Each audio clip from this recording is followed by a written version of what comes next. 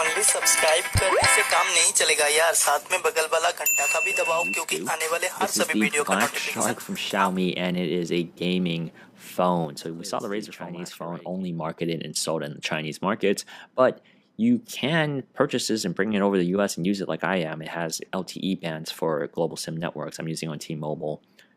So yeah, you could do that if you want, but obviously it's not marketed towards the US here.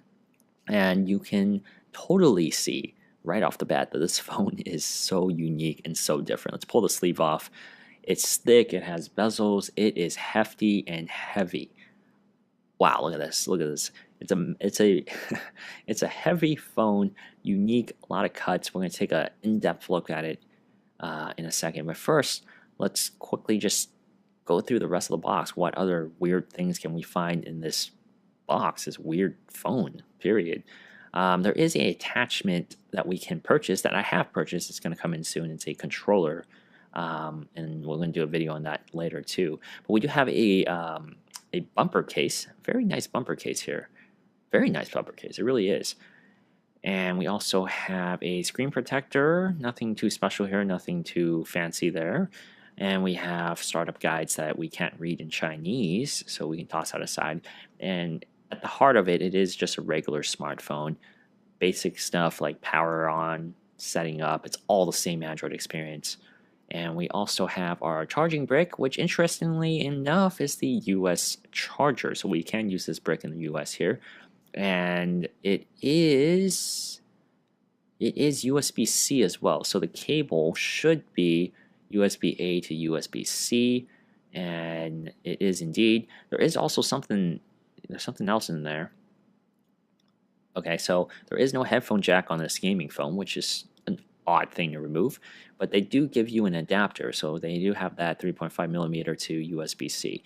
So on the back of the phone, you see that S. That S lights up when you boot up the phone, when you get notifications. That's your notification light. It has dual cameras on the back, a 20 megapixel sensor and also a 12 megapixel sensor, but you're not buying this phone for the camera.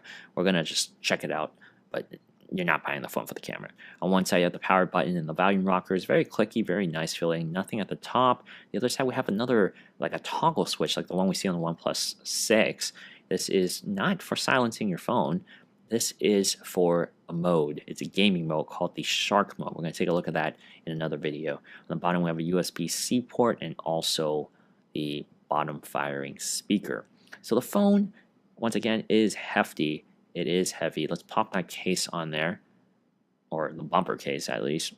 Very nice. I really do like the setup, and it looks really unique. It's not for everybody. It's not for everybody. If you're looking for a very clean, aesthetically looking phone, this is not it. This is bulky. It's chunky, it has some weird cuts, and then they have some weird like grippy material in the back that makes it feel a little rubbery. It's very unique. So let's boot up the phone, let's go over the rest of the specs. So while it's setting up, this phone has a 5.99-inch 1080p display, so almost a 6-inch display. It has 6 gigabytes of RAM, 64 gigabytes of storage, a 4,000 milliamp hour battery, and it has the Snapdragon 845, which is the flagship processor this year. So I'm expecting very good performance. Gaming performances should be good as well. We're going to have to see about that once we start testing it. I do want to note one weird...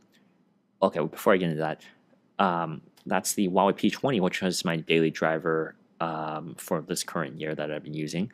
As you can see, the size difference is drastic. It's heavier, bigger, thicker, wider, everything that can be bigger it is compared to something like the P20. Okay, so one thing I wanted to note, there is no SD card support, which is really strange for a gaming phone. A gaming phone should have that. And we aren't running MIUI, we're running a different type of launcher from Xiaomi, a different type of skin. It's a little bit like a Razer, like, you know, the Razer experience when you pop on a Razer laptop or like the Razer phone. So it's just the color scheme and the layout and the dark modes. Everything just feels a little bit more like a Razer device. And like it or not, a lot of people, when they think of gaming, they think of Razer. They think of that green and the black. So we see that kind of emulated here. You can't change that to a light mode though, but automatically it's set on dark mode. And there are a lot of custom settings for this phone to take advantage of the uniqueness here. So one of the things that it also does is it has Android Oreo right off the box, which is good. you never know. Sometimes you might get something different, but it is 8.0 and it's already a little behind. I do not know how Xiaomi is going to update this thing. However, settings wise and features, it's just so drastically different from MIUI. I don't know if it's a good or bad thing. Not that MIUI was good in the first place, but that toggle that you just see right there, that is for gaming mode. I've actually already tried it after this video was shot. And what this does is when you're in a game, when you're actually playing a game, you can toggle this and it optimizes that game, turns everything off in the background, changes your notifications so that it has like a special way of managing your RAM and everything. So it gives every attention of your phone to that game to make it run as best as it can. We're going to do more videos playing games. Obviously, this is a gaming phone. Whether that Black Shark mode or the Shark mode really does anything to help, well, it remains to be seen. But it does have that capability, which we don't see. Also, the camera, I'm not expecting much, honestly. I mean, it has a dual cameras on the back, and the megapixel count seems good, and it does seem clear through the viewfinder, and shutter speed seems to be good as well. But at the same time, I mean, Xiaomi phones, their cameras are decent, but they have never been elite. They've never been the best of the best. And this phone especially isn't meant to do that. It's not meant to be a camera phone. It's not meant to have the best cameras. It's competing in this weird little space that is known as gaming space, gaming phone, whatever. Whoever needs a gaming phone, this is the space that they're looking at. So I'm not really expecting too much from the camera, but we're gonna take a look at that in our full review as well. Before we end this video, let's take a look at some of the unique settings here, right?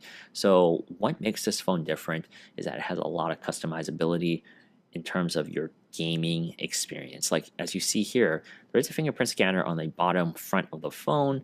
It's also laid out as a power button and the back and recent apps. It's capacitive keys off screen.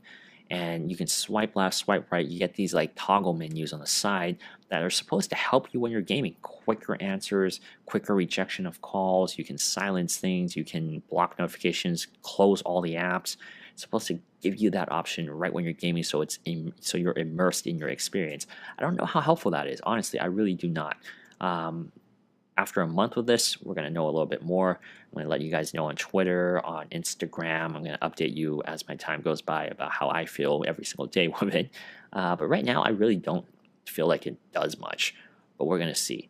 Other than that, let me know what games you guys want me to test out. I'm going to do some videos playing some games. Once I get the controller, we're going to do a video on that as well. There's a lot of interesting things about this phone I want to test out. Let me know what you guys want to see, and I'll see you in the next video.